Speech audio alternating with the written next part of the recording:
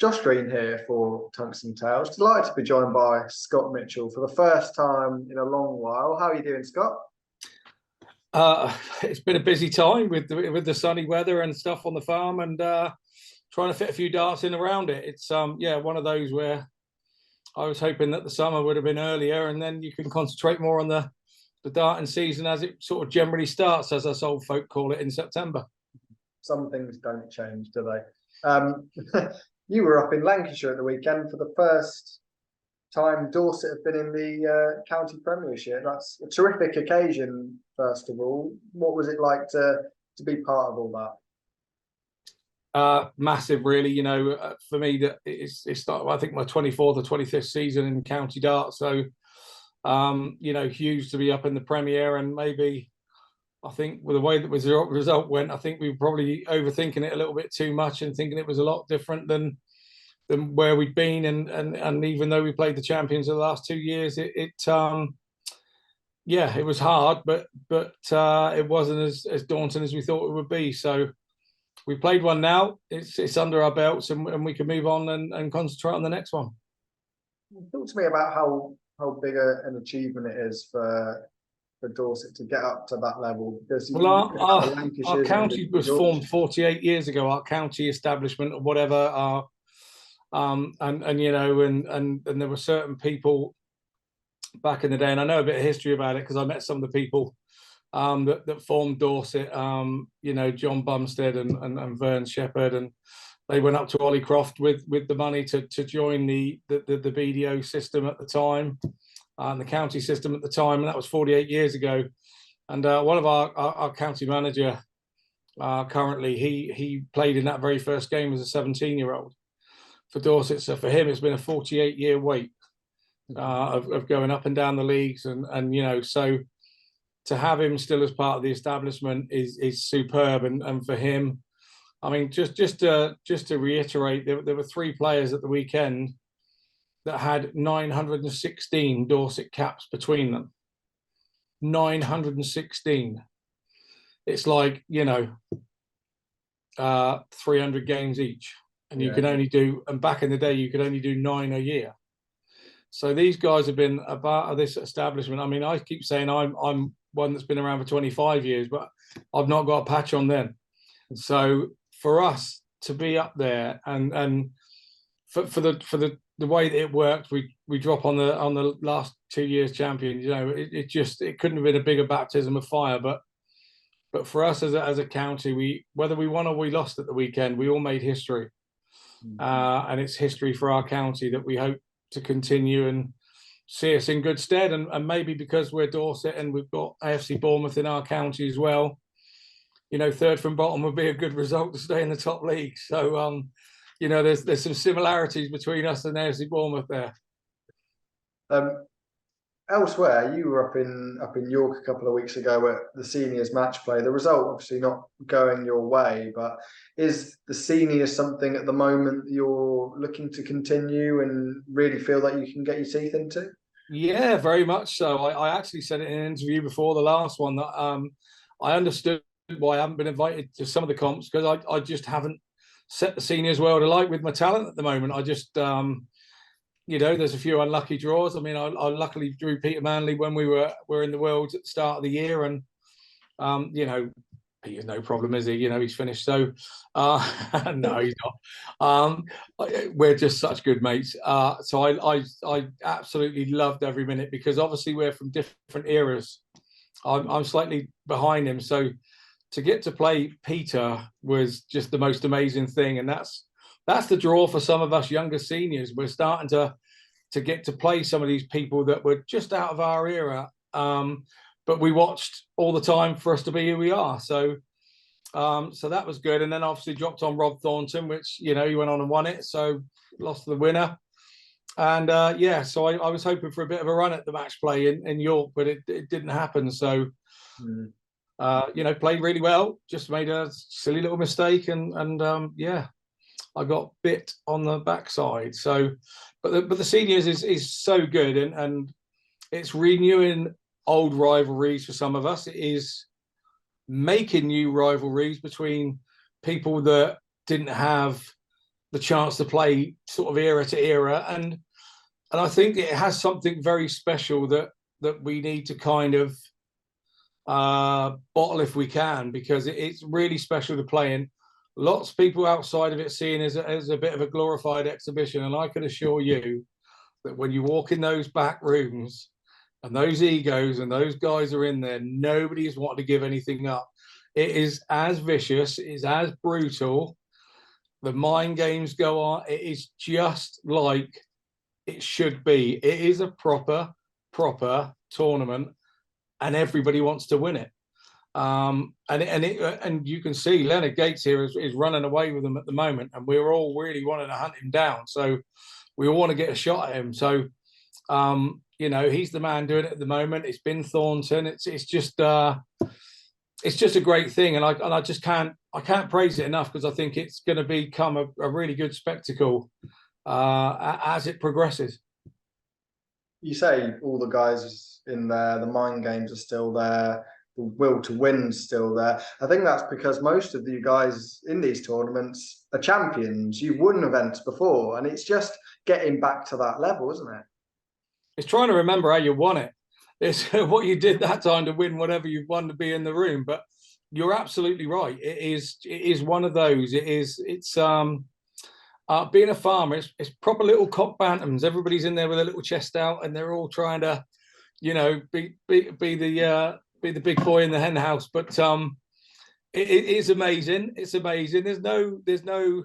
I think back at when we were all a bit younger, there may have been a bit more intent with some of the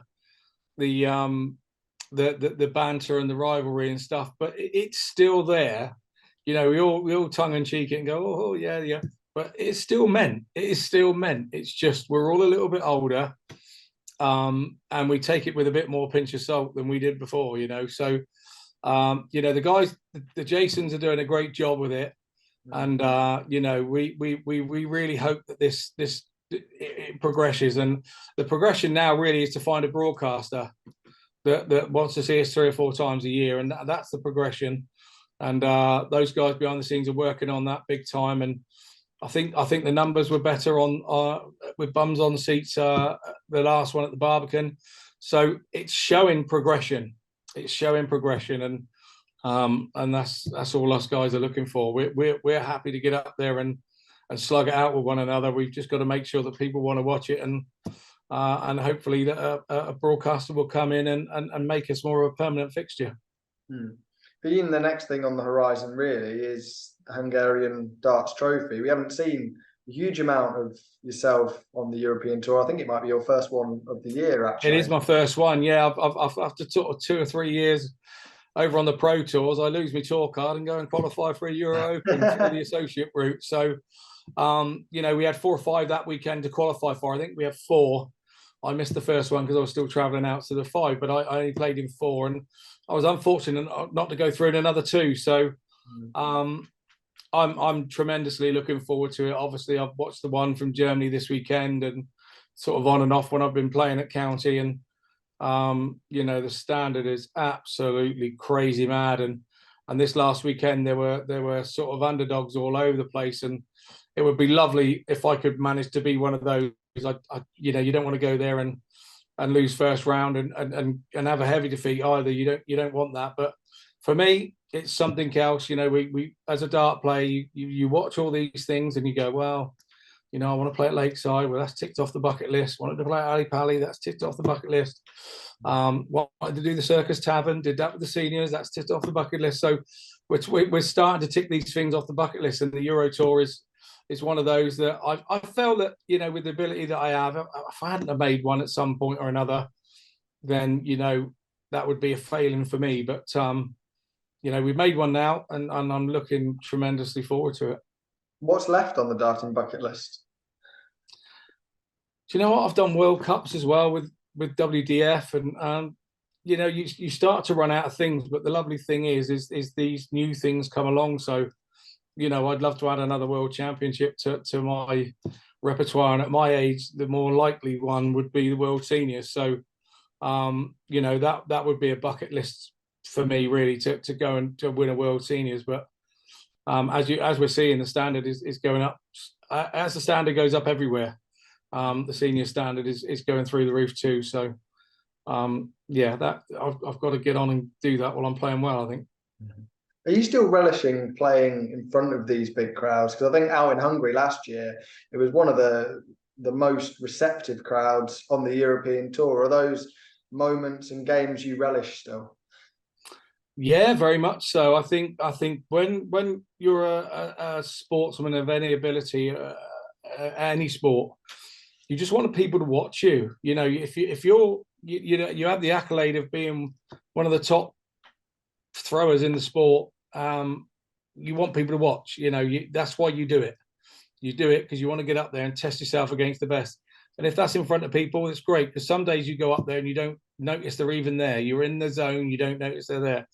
The days you're struggling a little bit, you hear that little whistle in the crowd, or that little somebody saying, "Come on," to the other fella, and it can put you off. But for me, there are still these goals, and to be playing in front of these people, I feel very honoured. And dart fans are very knowledgeable these days. It has become sort of so big that you know, I'm just proud to be part of it in any way, whether I'm commentating, whether I'm throwing, or whether I'm watching as a spectator. I enjoy all three. I want to talk to you about a young lad that's making his way through the darting scene at the moment, in Luke Littler. You played Leighton Bennett at the Indigo in the BDO World Championship as it was then. He sort of slipped off the radar. He's played a little bit of modus, but he's certainly not playing at the level he was.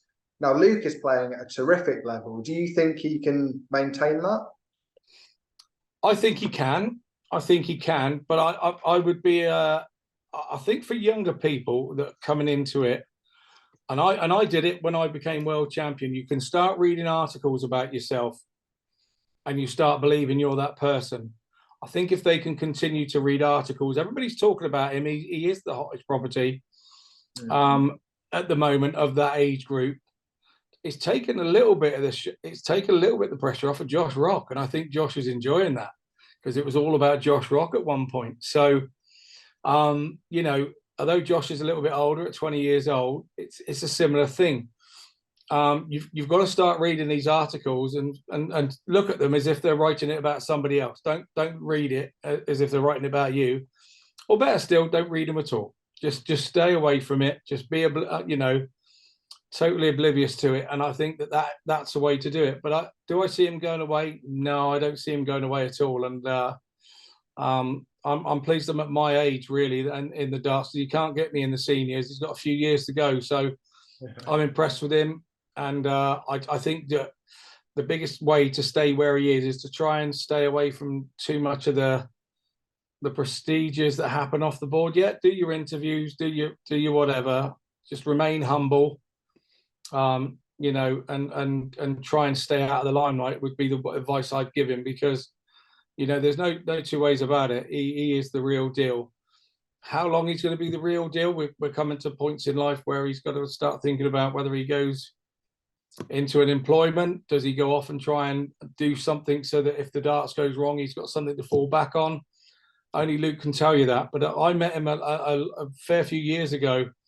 And he seems to have been around forever, and from sort of like 11, 12 years old, he was good, and he was special, and he's developed into even better. So we were probably saying at 11, 12 years old, you wait till he gets to 16, he'll probably be washed up and done. And that's not the case. So I don't believe that will be the case when he gets to 20, 21, 22 either. I really appreciate your time, Scott. Good stuff as always, and best of luck with everything you've got coming up. Yeah, we've got lots coming up on the farm too. So it's double bubble for me. So yeah, no, it's all good. And thanks for taking the time to call me out, Josh. Honestly, it's I love being on with you guys, and yeah, thanks for all you do for us.